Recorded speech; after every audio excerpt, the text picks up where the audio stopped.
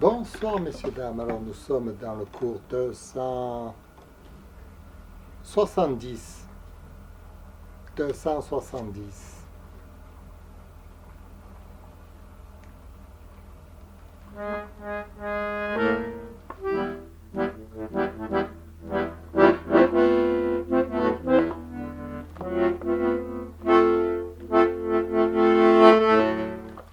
Quel va être le sujet? Aujourd'hui, j'avais envie de vous parler du drame en comédie. Parce qu'on ne peut pas toujours être joyeux. Quelquefois, il y a des situations qui sont dramatiques.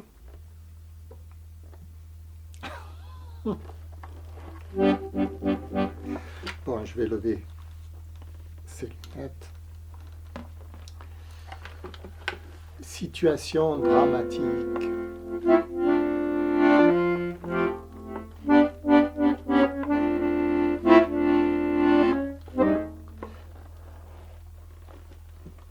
Alors,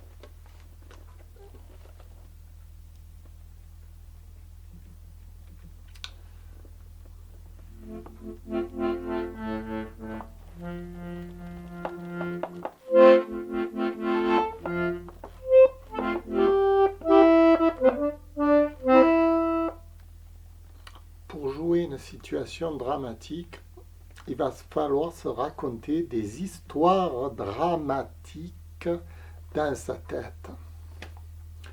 Aujourd'hui, on n'en manque pas, il suffit de regarder les actualités, de regarder autour de soi ce qui se passe, et c'est une époque épouvantable. Le dilemme du comédien, c'est que s'il rentre dans ce petit jeu du drame et de l'épouvantable, il va se traumatiser lui-même. C'est pourquoi il va falloir jouer un peu comme on joue avec le feu. Parce que si on sombre dans la déprime, on va tomber malade.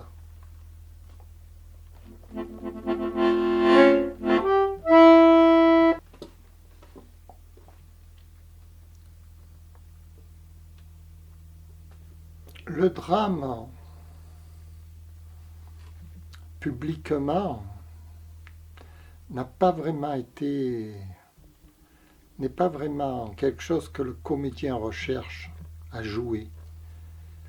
Parce que c'est quelque chose qui va le martyriser, en quelque sorte, et martyriser aussi le public.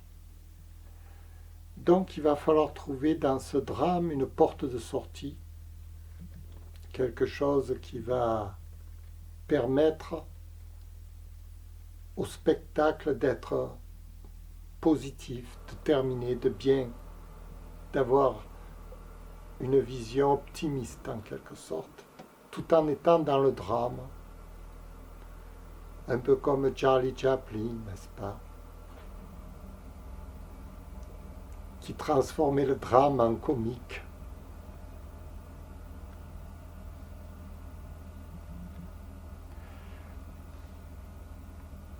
Alors,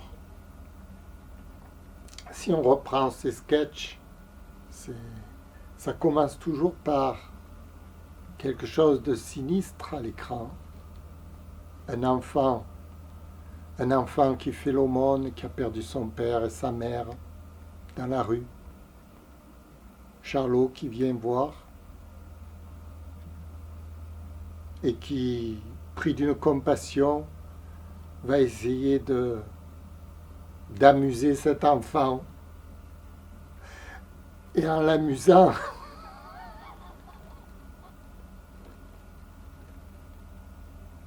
il va se passer des événements. Tout le monde l'a en tête, ça. Vous voyez, au départ, c'est tragique et ça devient burlesque, comique.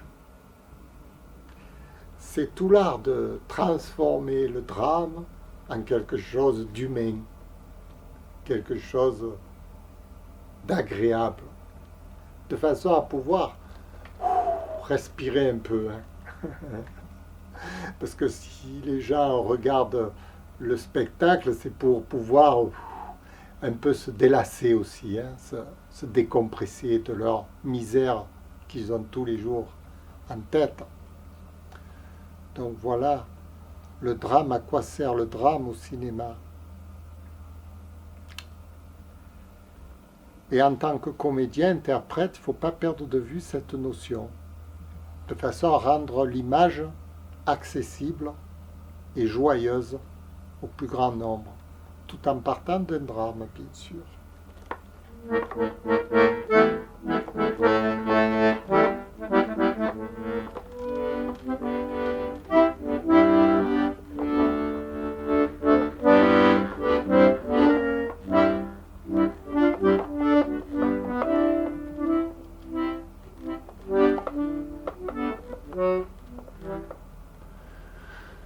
Alors, ça c'est la mécanique du rire en quelque sorte. C'est renverser par le contre-pied un événement dramatique, le rendre comique. C'est l'art de la scène en quelque sorte qui s'exprime par là. Et on peut jouer sur tous les registres, hein, tous les registres dramatiques qui se passent dans la vie.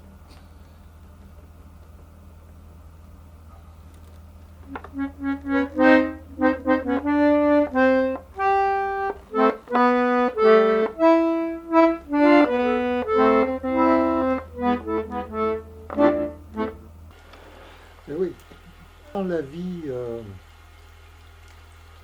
vie supportable en quelque sorte, hein, quand on humanise, quand on dédramatise par le comique,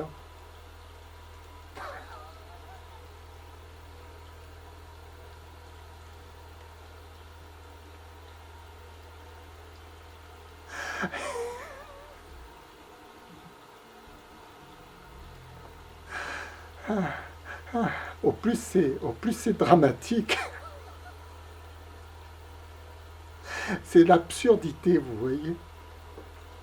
L'absurdité du drame qui devient comique.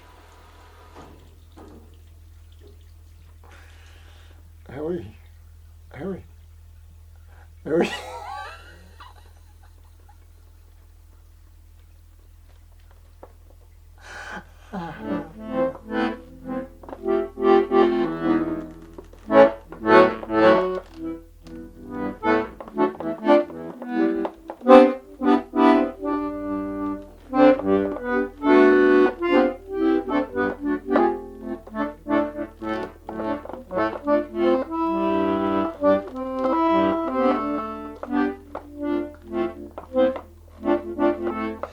Alors, connaissant la mécanique du rire, du drame, tout ça, pour ensuite l'interpréter sur la scène, c'est une autre chose.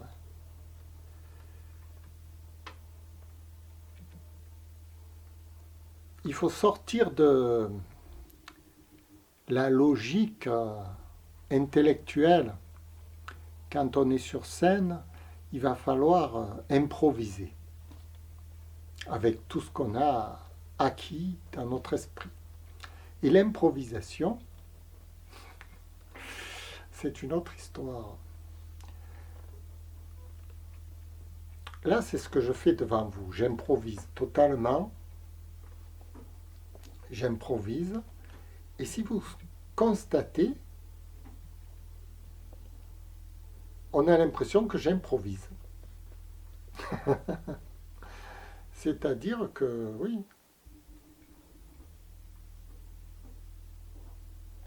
j'improvise.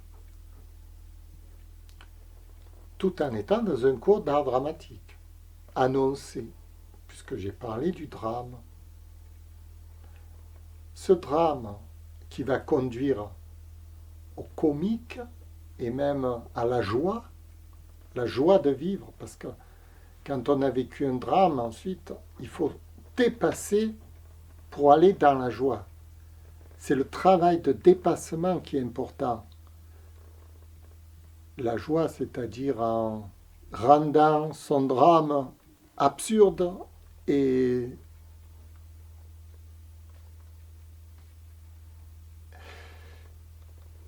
ça, c'est la mécanique. Mais l'improvisation, à quelle mécanique elle obéit? Elle obéit à une autre mécanique, à la mécanique dite de l'inconscient. Là, en ce moment, je vous parle, tout ce que je fais sur scène, c'est inconscient. Ce que je fais devant la caméra, c'est inconscient. Je ne maîtrise rien du tout.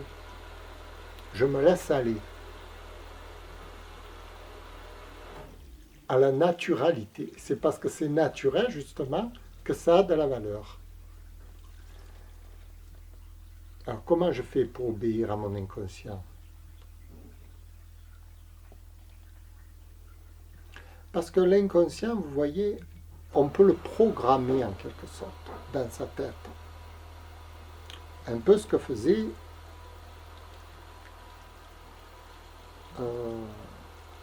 Erik Erikson dans l'hypnose ericksonienne.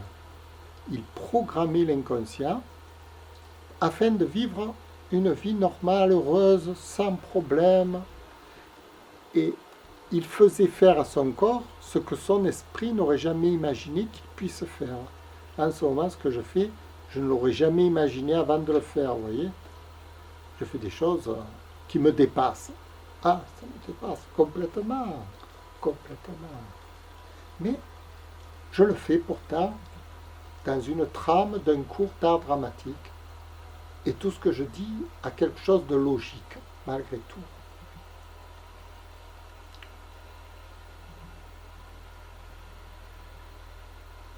Cet acte qui est inconscient a été programmé à l'avance. Alors, moi je m'amuse quand je suis tout seul, je me dis je vais programmer pour arriver à jouer cette scène devant le public. Bon, je me fais des prévisions dans ma tête, comme les prévisions météorologiques. Je me fais des prévisions et ensuite je joue l'orage. La tempête, la grêle, en fait, tout ça.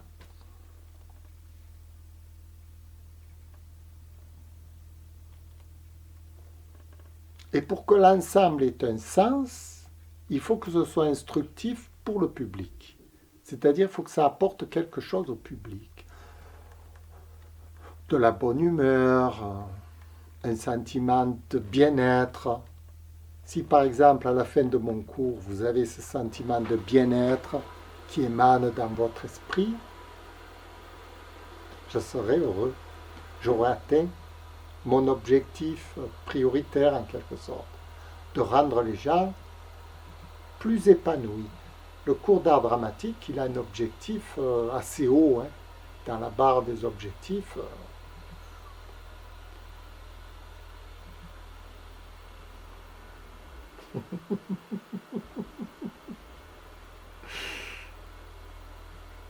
C'est ça que j'aime dans ce cours.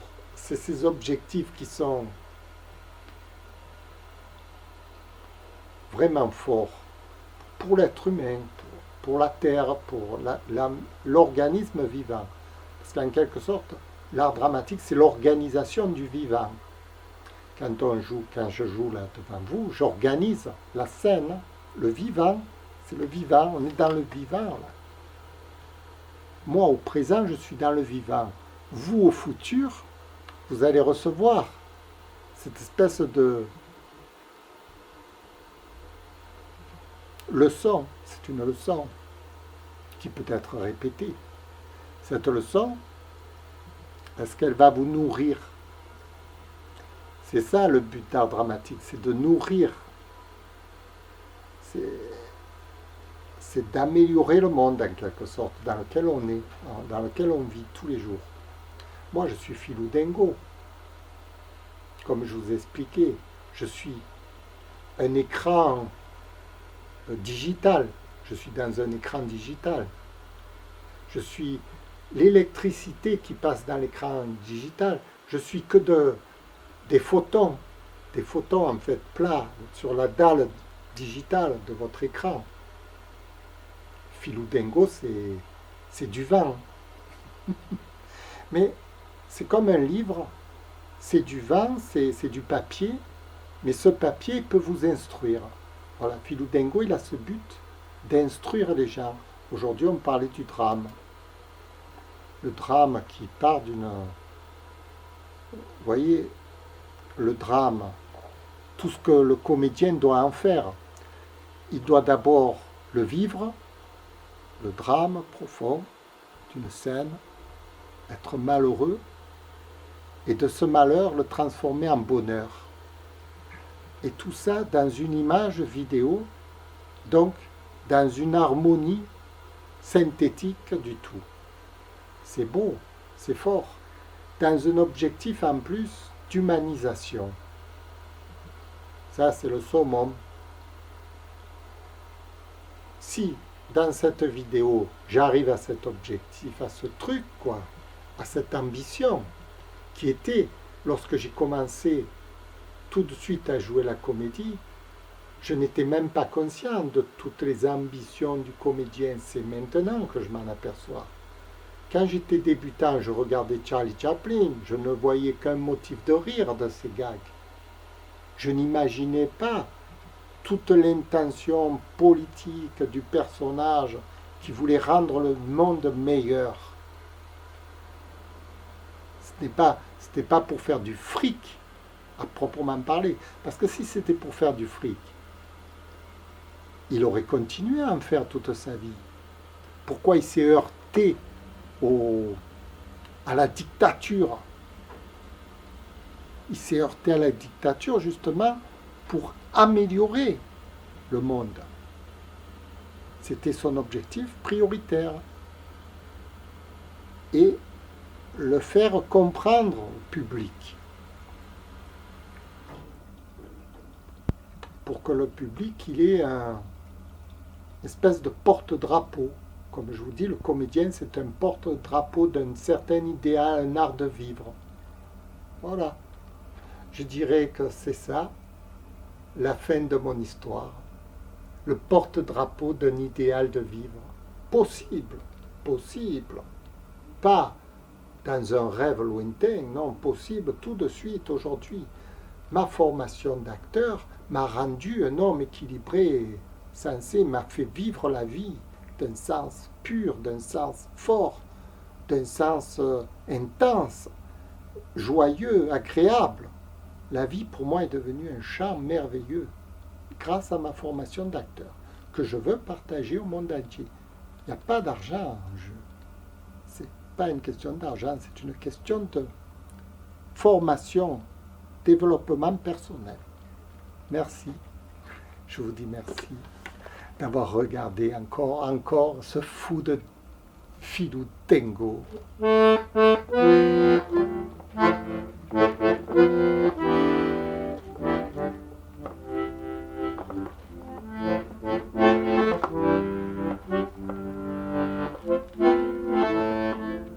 Merci. Au revoir.